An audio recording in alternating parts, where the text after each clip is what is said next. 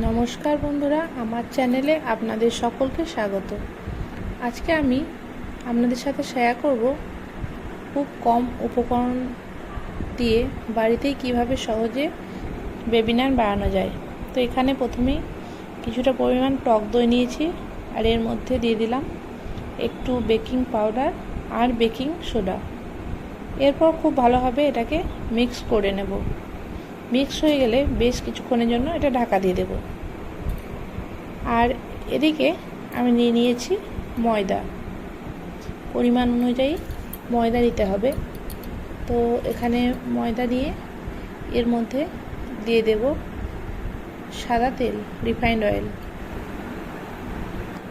Refined অয়েলটা এখন খুব ভালোভাবে এর সাথে মিশিয়ে নেব।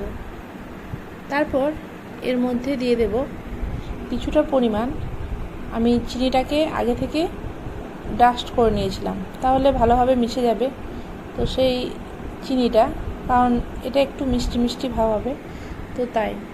আর দিয়ে দেব স্বাদ মতো লবণ। আর এদিকে দেখুন দইটা এরকমভাবে ফেপে উঠেছে। তো তারপর অল্প অল্প করে টক দইটা এর মধ্যে মিশিয়ে দেব। আর তারপর ময়দার সাথে খুব ভালোভাবে মেখে নিতে হবে।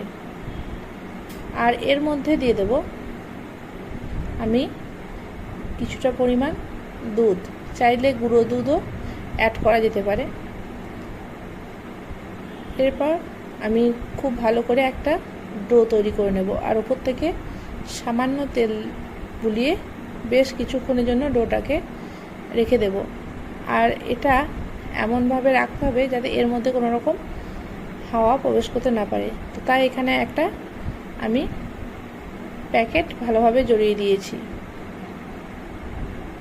প্লাস্টিক ভালোভাবে জড়িয়ে দিলাম। আর বেশ কিছুক্ষণ পর এখন আমি এটা ঢাকা খুলে দেখব। তো দেখুন, এখন বোঝাই যাচ্ছে যে এটা কতটা সফট হয়েছে। এরপর ওর মধ্যে থেকে ছোট ছোট করে লেচি কেটে নেব, আর তারপর লুচির আকারে বেলে নেব। এদিকে কড়াইতে তেল গরম করা হয়ে গেছে। তেলটা খুব ভালোভাবে গরম হয়ে গেলে আমি তেলের মধ্যে দিয়ে দেব।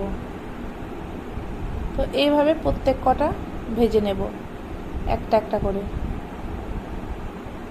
আর কি সুন্দর ফুলে উঠবে দেখুন, একদিক ভাজা হয়ে গেলে আর একদিকে আমি ভেজে নেব। তো এইভাবে আপনারা চাইলে খুব সহজে বাড়িতে খুব সামান্য উপকরণ দিয়ে সফট বেবি নান তৈরি করে নিতে পারবেন। আমার রেসিপিগুলো কেমন হচ্ছে অবশ্যই কমেন্ট করে জানাবেন। আর যদি ভালো লাগে আমার চ্যানেলটিকে লাইক, কমেন্ট, শেয়ার এবং সাবস্ক্রাইব করে দেবেন। তো এটা যখন ভাজা হয়ে যাবে, ভালো করে তেলটা ঝরিয়ে নিয়ে তুলে দেব, আর গরম গরম পরিবেশন করব। নানটা সেদিন খুবই সফট হয়েছিল, আর কতটা সুন্দর হয়েছিল দেখলেই বুঝতে পারবেন। আর অবশ্যই কমেন্ট করে জানাবেন বানিয়ে যে কেমন হয়েছে খেতে। তো তৈরি হয়ে গেছে আজকে বেবি নান।